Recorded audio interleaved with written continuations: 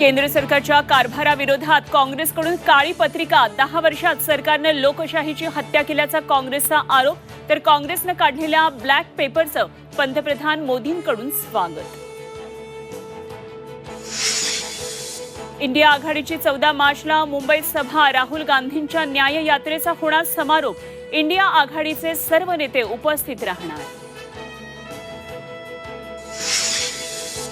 माजी आमदार बाबा सिद्दीकींचा काँग्रेसमधून राजीनामा, अजित पवार गटात जाणार असल्याची चर्चा. मिलिंद देवरांपाठोपाठ मुंबईत काँग्रेसला मोठा धक्का. संजय राऊतांकडून सलग 4थ्या दिवशी गुंडाचा फोटो ट्विट. शिंदेंसोबत दिसणारे महाशय कोण आहेत हे ठाणे आणि पुणे आयुक्तांनी जाहीर करावं, राऊतांचं आव्हान. पंकजा मुंडेंना राज्यसभेवर पाठवायचं का नाही हे केंद्रीय नेतृत्व ठरवणार. पंकजांसोबतच्या भेटीबाबत फडणवीसांची प्रतिक्रिया.